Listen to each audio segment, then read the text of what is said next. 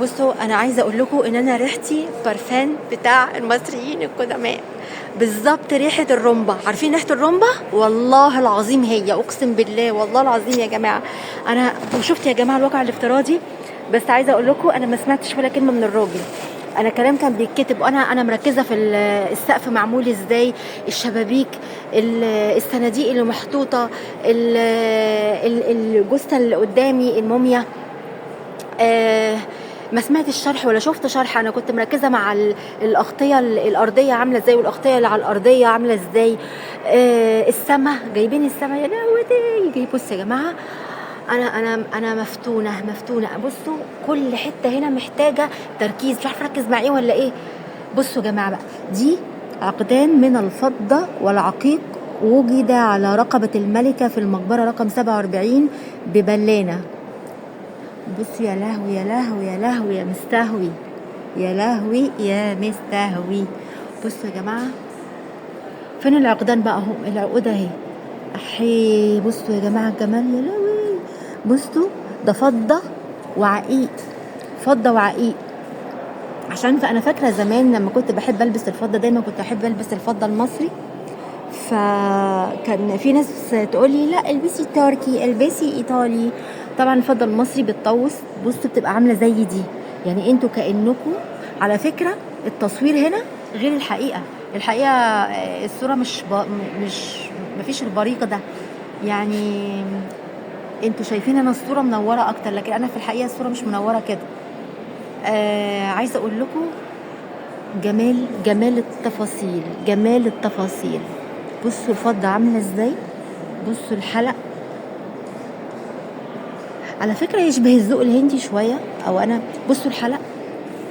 يا لهوي يا لهوي يا مستهوي، يا لهوي يا مستهوي. وهنا بقول لكم يا جماعة البيانات، انا مش عاجبني بصراحة النظام هنا. البيانات مش كاملة، يعني هم جايبين بس العقدين، في عقد تانية اهو. تمام، غالبا دي بقايا عقد بقى، اللي هو اللي مش كامل ده. بصوا معرفش ده ولا ايه، مش عارفه بصراحه. دي حلقان غالبا، كل ده مش مكتوب ايه ده. ودي غوايش. يا لهوي يا مستهوي، يا لهوي. طب ده ايه دي؟ متهيألي خواتم دي. بصوا الجمال، بصوا الروعة، بصوا الجمال، بصوا الروعة. على فكرة هم لاضمينها في فتل، معرفش ولا هي اللي اصلا في فئة. لا برضو عقود واساور وخواتم من الفضة.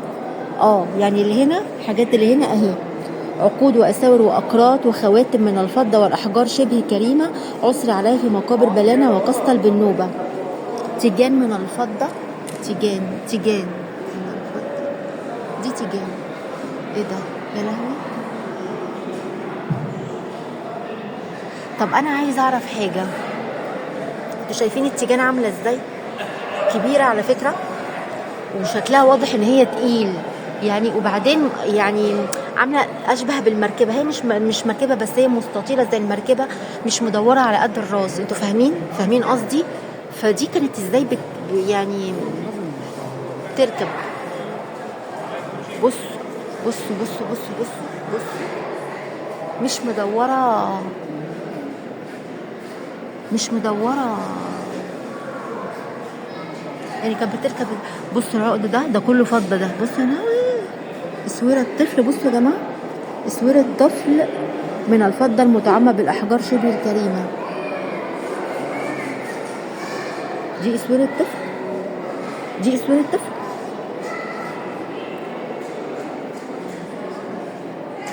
بصوا ده حلق، ده بكل تاكيد حلق. بس التجاب بجد يعني محتاجه يعني تساؤل، بجد تساؤل، لانه بيتلبس ازاي؟ هو مستطيل يعني، مش بصوا كارت من الفضة على شكل عقرب.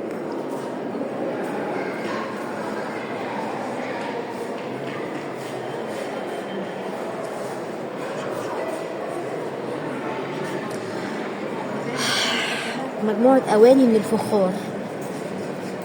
يا لهوي، زيها في زيها موجود دلوقتي، في زيها موجود دلوقتي.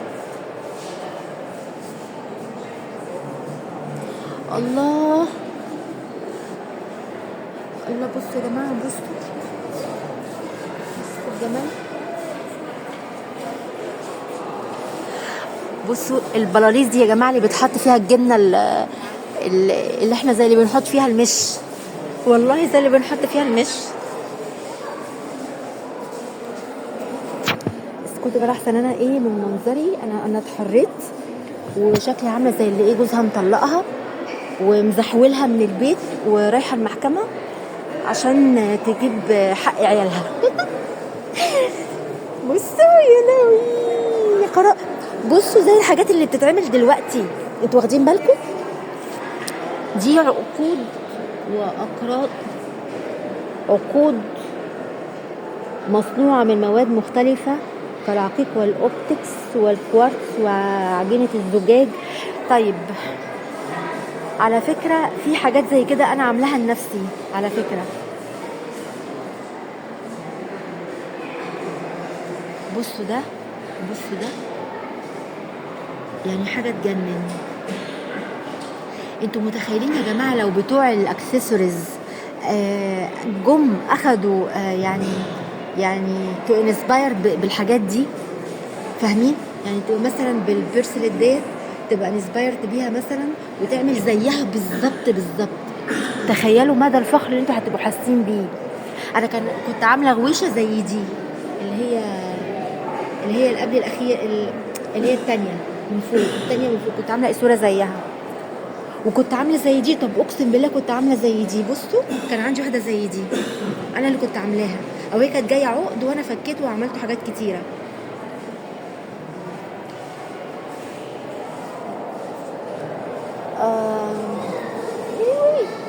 الروج غرق النضاره.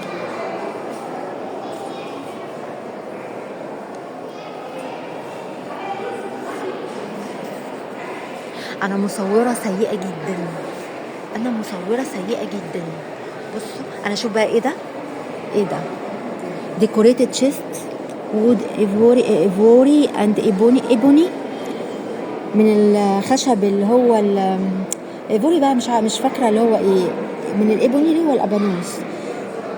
This chest was found lying on its side in the debris of the ايه؟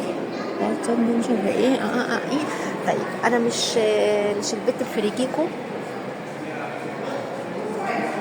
انتوا واخدين بالكم من ده؟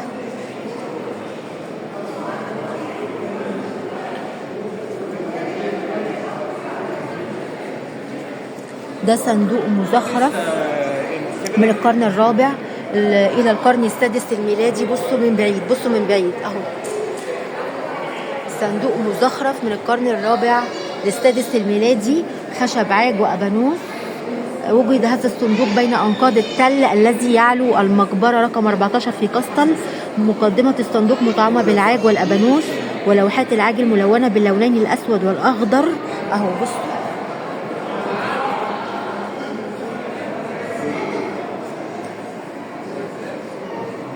شايفين التفاصيل؟ بصوا عامله زي الوحدات. بصوا عاملين ايه، زي ايه، طبقه. بصوا كانها طبقه من بره على الصندوق، يا زي الابلكاش كده، والحاجات دي بتتركب عليه، واخدين بالكم؟ وده من، بصوا من فوق، بصوا ده من جوه. بصوا هقول لكم شايفين حاجه؟ بصوا الرسومات دي شكلها غريب بس مفيش شرح. هرجع اقول مفيش شرح ولا معلومات كفايه بصراحه. انا مصوره سيئه صح؟ انا بحاول اخدكم معايا كده ايه، افسحكم شويه في المتحف.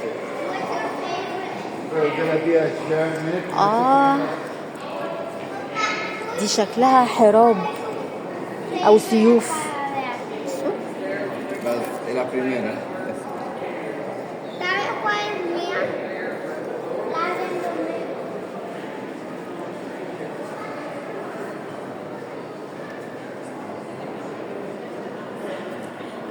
الحاجات دي بتتعمل في السوق على فكرة. دي كنت عامله منها حزام قبل كده. والله دي حاجه فضه بقى. شايفه؟ بصوا ده يا جماعه، واخدين بالكم؟ بالمناسبة في صورة متصورها الدعشوشي بتاع زوريا وهو راكب حصان مصري بنفس الشكل ده، وكاتبين ان هو راكب حصان عربي اصيل، وهي الحصانة ما فيش حاجة اسمها حصان عربي، في حاجة اسمها حصان مصري، والحصان المصري من اجود واحسن الحصنة اللي في العالم، يعني اكترها اصالة. شايفين القصة؟ انا بحاول الاقي المعلومة. شايفين القصة؟ واخدين بالكم؟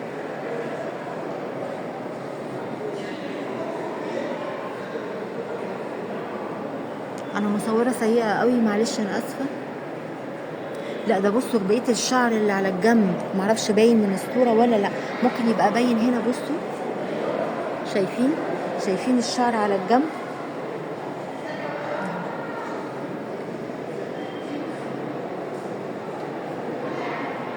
يعني حاطله، يعني ده مش محنط على فكرة، ده تمثال بس ده خشب غالبا، وحاطله شعر عليه.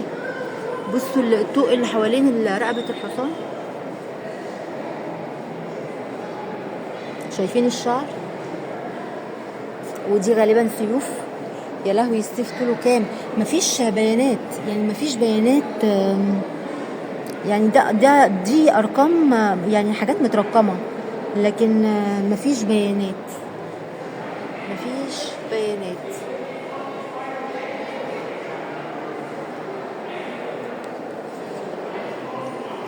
انا بصوا لحد كده انا حاسه ان انا استكفيت وخلصت، لان انا اصلا كنت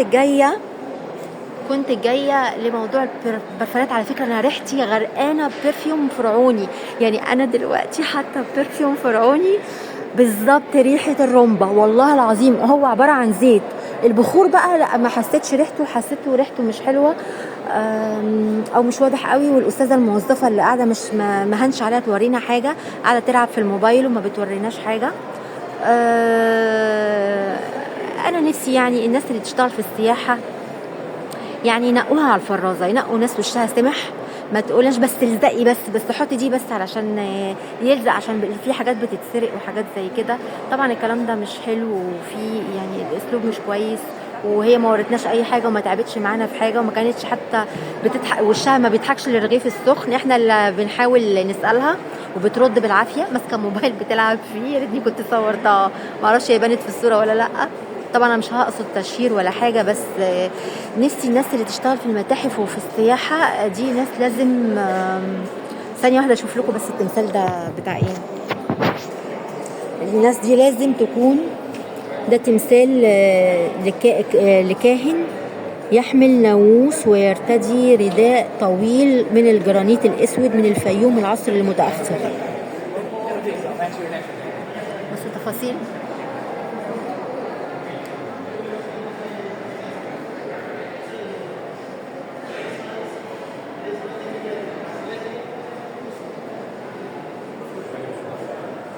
انا بقابل مشكله في ايه بقى، ان انا لازم اقلع النضاره بتاعه القرايه وانا ماشيه عشان اعرف اشوف.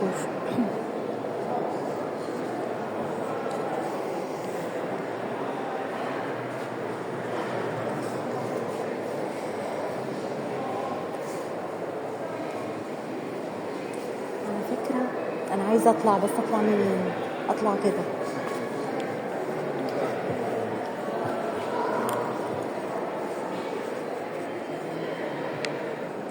اسكتوا ما قلتلكمش، انا اصلا اول ما دخلت لسه ببص كده لقيت مجموعه بنات انا قلت لكم عليهم ان انا متصوره معاهم، وهحط الصوره على فيديو من الفيديوهات اللي انا هنزلها في المتحف. المهم فايه هم افتكروني اجنبيه يا جماعه. طب ده انا مصر. وعلى فكره وانا داخله جوه مبنى المتحف نفسه، الراجل انا الوحيده اللي وقفني اخد بطاقه مني عشان يتاكد ان انا مصريه. مش عارفه ايه حكايه ان انا شكلي اجنبي دي يا جماعه. انا اتضايقت قوي، قالوا لي شكلك ارجنتين، شكلك لاتينوس، حاجه كده يعني. فانا بصراحه عماله اقول لهم والله العظيم مصريه، ما انا طبعا قعدت اقول ايه ده انت كمان اسكندرانيه. فقلت لهم لا والله انا من الجيزه. فانا عايزه اقول لكم ايه، المهم بقى اتصورت معاهم وكده بس حته ان انا زي اللاتينوس ديت انا كنت بقابلها زمان لما كنت بضرب شعري في الخلاط والبس اكسسوارز فرعوني وكده وامشي في وسط البلد. كان في ناس بتفتكرني اجنبيه، فبقول يمكن علشان المصريات مش متعودين انهم يلبسوا اكسسوارز فرعوني وقتها يعني الكلام ده من بصوا اصل انا انا كنت همشي لان انا كده استكفيت. فايه قلت له على المومياوات، قال لي اتنقلوا المتحف الكبير. فانا هطلع كده، قال لي اطلعي كده معرفش فوق فين حته كده هلاقي مومياوات برضو. طبعا انا كان نفسي اشوف سكن نراع واستلم عليه واقرا له الفاتحه واقول له على الخيبه بتاعت اللاجئين اللي عندنا. بس مع بصوا هو مش فرعوني بس، بصوا حاجات تقريبا من عصر البطلمي او حاجه. استنوا ما البس النضاره يا جماعه عشان اقول لكم، بس في ناس بتتصور فانا مش عايزه اقدر عليهم بصوا المهم بصوا ده ايه، بصوا يا جماعه ده تابوت، انتوا واخدين بالكم؟ احيه يا لهوي، تخيلوا واحد، يا لهوي تخيلوا واحد بيدفن من هنا، يا لهوي. ده تعدد المهام في العصر القديم. كان كحوتي إرديس لواء للقوات العسكرية الملكية وكبير المجرين وأمين الخزانة. كان مركز السلطة في عصره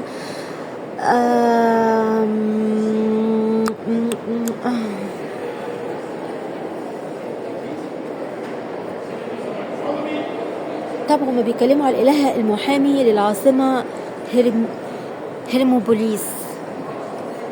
طيب ايه بقى؟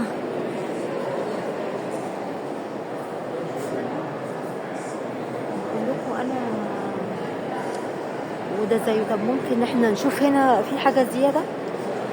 ده تابوت صح زي ما بقول صح، هو شكله تابوت. بصوا يا جماعة سينا عاملينه ايه بإزاز هنا، ده إزاز واخدين بالكم.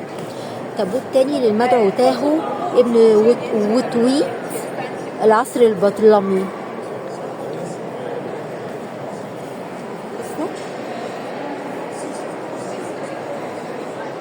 تابوت بصوا